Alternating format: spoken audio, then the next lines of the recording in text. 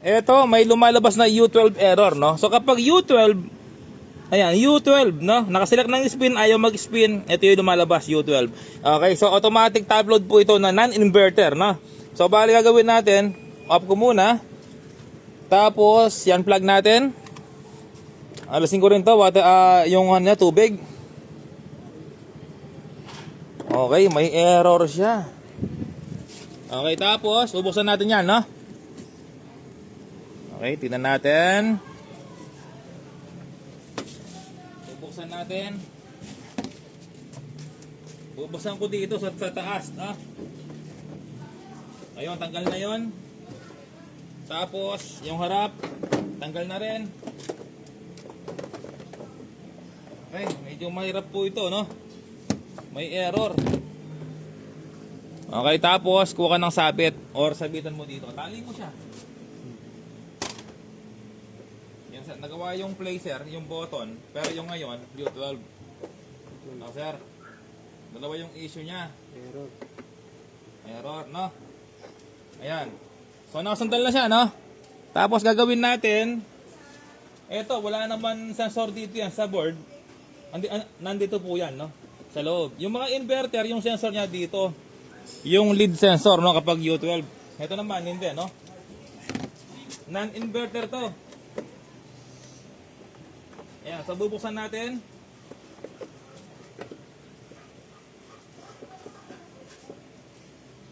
Okay, so hindi kasi kinakalas to sa taas, no? Yung kalasan nito nasa loob.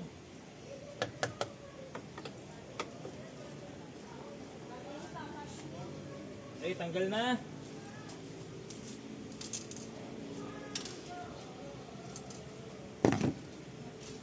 Buksan natin.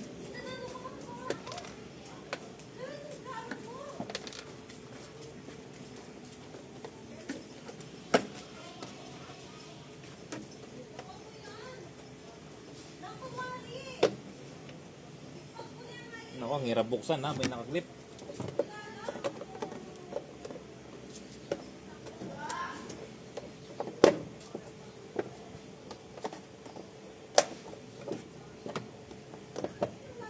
Yun. Ayun po, no? So, hinaalis lahat yun.